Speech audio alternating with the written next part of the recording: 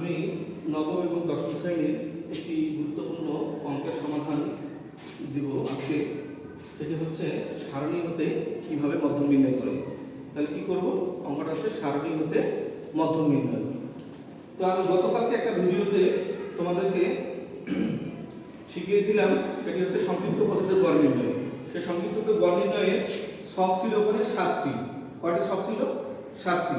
তখন কিন্তু বিজোড় অর্থাৎ উপরে ছিল জোড় অর্থাৎ উপরে 3টে সংখ্যা, নিচে 3টে সংখ্যা নিয়েছিলাম, এবার বাদ দিয়ে মাঝের সংখ্যাটাকে নিয়েছিলাম। আচ্ছা, ওটা বিজোড়ের ক্ষেত্রে যদি জোড় সংখ্যা হতো, ধরো 6টি, তুমি সংক্ষিপ্ত গড় নির্ণয় করবে। এর ক্ষেত্রে যদি 6টি হইতো তাহলে তুমি কি করতে? তাহলে তুমি 3 নম্বর নতুবা কয় নাম্বার নিতে? 4 নাম্বার নিতে। ঠিক আছে, ওই জিনিসটা তোমরা মনে রাখবে। তো এটা হচ্ছে সংক্ষিপ্ত গড়ের ক্ষেত্রে আমি বললাম। তো আমরা যে মূল অঙ্কটা আমরা আজকে যেটা করবো সেটা হচ্ছে সারণী হতে মধ্যম নির্ণয়। তো সারণী হতে মধ্যম নির্ণয় করতে বলে আমি বলছিলাম যে কলাম হবে মোট 3টে। কয়টা কলাম হবে? 3টে। সেই কলাম 3টা কি কি? একটা শ্রেণী ব্যক্তি, 2 নম্বর হচ্ছে গণসংখ্যা, আর 3 নম্বর হচ্ছে ক্রমযোজিত গণসংখ্যা। তো আমি কিন্তু কলাম 3টে লিখছি, শ্রেণী ব্যক্তি, গণসংখ্যা, ক্রমযোজিত গণসংখ্যা। তো উপরে আমাদের শ্রেণী ব্যক্তি দেওয়াই আছে, আবার গণসংখ্যা কি দেওয়াই আছে। যা আছে আমি সেগুলো বসাই, অর্থাৎ শ্রেণী ব্যক্তি, গণসংখ্যা, ক্রমযোজিত গণসংখ্যা। শ্রেণী ব্যক্তি আমি বসাই দিছি, উপরে যা আছে সেটা নিচে বসাই দিলাম, আবার গণসংখ্যাগুলো দেওয়া আছে, গণসংখ্যাগুলো বসাই দিছি। এখন আমাদের পরবর্তী স্টেপ হচ্ছে ক্রমযোজিত গণসংখ্যা। তো ক্রমযোজিত গণসংখ্যা কি করব? প্রথমে যে 4 আছে এই 4টা আমি এখানে ঠিক বসাইলাম, 4 4 এ বসবে।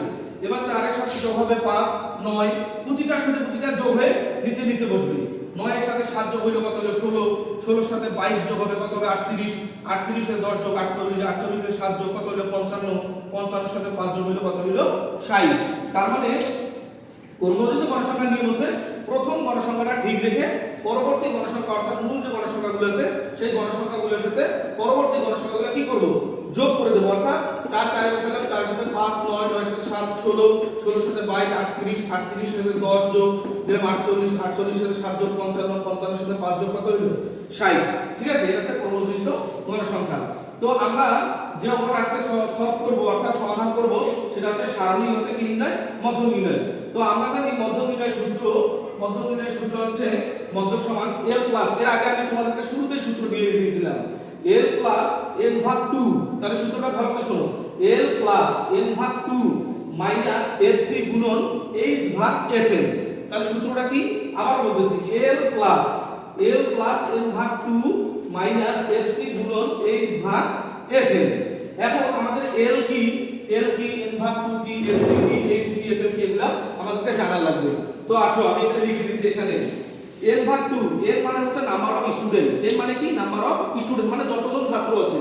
আমাদের কতজন ছাত্র? 60 জন। তো 60 কে আমি 2 দ্বারা কি দেব? ভাগ দেব। তাহলে n ভাগ 2 এর মান পাইলাম কত? 30 দুগুণ কত হয়? 60। তার মানে 30 হয়ে যাবে। এবারে l আসো, অর্থাৎ তোমাকে দেখতে হবে তুমি কিন্তু মূল গণসংখ্যায় কখনো n ভাগ 2 এর মানটা পাবা না। এই 30টা n ভাগ 2 এর মানটা কখনো তুমি কিসে পাবা না? মূল গণসংখ্যায় পাবা না। এই কোন গণসংখ্যায় পাবা? এই n ভাগ 2 এর মান সব সময়ের জন্য n ভাগ 2 এর মান পাবা তুমি ক্রমযোজিত গণসংখ্যা। কোন গণসংখ্যা? ক্রমযোজিত গণসংখ্যা। তাহলে ক্রমযোজিত গণসংখ্যা দেখো তো এখানে কত আছে? এখানে আছে কত? 4, এখানে কত? 9, এখানে কত? 16। তার মানে 30 সংখ্যাটা এখানেও নাই, এখানেও নাই, এখানেও নাই। তার মানে কোথায় আছে? 38। তার মানে এখানে 16 পর্যন্ত শেষ, এখানে 16 পর্যন্ত শেষ। তার মানে 38 সংখ্যাটা অর্থাৎ 16 থেকে 17 18 19 20 বললে আমরা 30 সংখ্যাটা পাবো এখানে। তার মানে 30 সংখ্যাটি রয়েছে 38 এর ঘরে। কত ঘরে? 38 এর ঘরে। তার মানে আমরা পাইলাম এখানে 30 সংখ্যাটা 38 এর ঘরে। এর সোজায় আমাকে শ্রেণী সীমাটা দেখতে হবে, অর্থাৎ শ্রেণীর যে সীমাটা দেওয়া আছে 61 থেকে কত? 70। এর মধ্যে যেটা ছোট এটার নাম হচ্ছে l, অর্থাৎ লোয়ার ক্লাস লিমিট, অর্থাৎ শ্রেণীর সর্বনিম্ন শ্রেণী সীমা। তাহলে শ্রেণী সর্বনিম্ন শ্রেণী সীমা অর্থাৎ l মানে লোয়ার ক্লাস লিমিট। তাহলে আমি কত পাইলাম? 61 পাইলাম। এরপর আছে fc, তুমি যে গণসংখ্যা ক্রমযোজিত গণসংখ্যাটাই পাইছো আর অর্থাৎ 30 সংখ্যাটা, তার উপরেরটার নাম হচ্ছে fc। তাহলে fc হচ্ছে কি? অর্থাৎ fc মানে হচ্ছে কিউমুলেটিভ ফ্রিকোয়েন্সি, যাকে বলে কিউমুলেটিভ মানে ক্রমযোজিত আর ফ্রিকোয়েন্সি মানে হচ্ছে গণসংখ্যা। তার মানে কিউমুলেটিভ ফ্রিকোয়েন্সি। তার মানে কি? অর্থাৎ তুমি n ভাগ 2 এর মান যেটাতে পাইছো তার উপরেরটা সব সময়, তার উপরেরটার নাম হচ্ছে fc। তার মানে কিউমুলেটিভ কি? ফ্রিকোয়েন্সি। তার মানে আমি fc লিখলাম কত? 16 লিখলাম। এরপর h টা আমি এর আগে বলছিলাম যে ডিসটেন্স বা ব্যবধান। তাহলে 31 থেকে 40 ব্যবধান কত? 10। এখানে ব্যবধান কত? 10, প্রত্যেকটাতে ব্যবধান 10, তার মানে আমার এই ব্যবধান আমি কত পাইলাম 10 পাইলাম। এরপরে fn, তুমি যে ঘনসংখ্যা অর্থাৎ ক্রমযুক্ত ঘনসংখ্যাটা 30 সংখ্যাটা পেয়েছো অর্থাৎ n ভাগ 2 এর মান পেয়েছো, তার সোজায় যে মূল ঘনসংখ্যাটা আমাদের দেওয়া আছে, তার সোজায় কোন ঘনসংখ্যাটা, মূল যে ঘনসংখ্যাটা, এই যে মূল ঘনসংখ্যাটা, এটার নাম হচ্ছে fm অর্থাৎ মিডিয়াম ফ্রিকোয়েন্সি অর্থাৎ মিড ফ্রিকোয়েন্সি যাকে বলে, অর্থাৎ এটা হচ্ছে আমাদের fm এর মান। কিসের মান? fm এর মান। তো আমরা অলরেডি fm এর মান, n ভাগ 2 এর মান, l এর মান, fc এর মান, h এর মান, fm এর মান সব মানে আমরা পেয়ে গেছি। এখন আমি সূত্র বসাইলাম l প্লাস n ভাগ 2 মাইনাস fc গুণন h ভাগ fm। এবার l এর মান আমাদের কত? l এর মান হচ্ছে কত? 61। l এর মান আমি বসাইলাম কত? 61। এখানে প্লাস আছে প্লাস। n ভাগ 2 এর মান কত? n ভাগ 2 মানে আমি 30 বের করছি, এই যে 30 বসাই দিলাম, মাইনাস fc, fc এর মান আমি কত পাইছি? 16, এই যে 16 বসাই দিছি। এখানে ইনটু আছে, ইনটু দিলাম, এই ডিসটেন্স ব্যবধান কত পাইছি? 10 বসাই দিলাম। আবার fm এর মান অর্থাৎ মূল যে ঘনসংখ্যাটা সেটা কত পাইছি? 22, এই যে 22 বসাই দিছি। তাহলে 61 এর মান প্লাস 30 থেকে 16 বিয়োগ করো, তাহলে কত হবে? 14। কত হবে? 14। 14 এর সাথে যদি 10 গুণ করো তাহলে হবে 100। কত হবে? 140। অর্থাৎ 30 থেকে 16 বিয়োগ করছি, 30 থেকে 16 বিয়োগ করলে হবে 14, 14 এর সাথে 10 গুণ করলাম, 100 কত হলো? 40।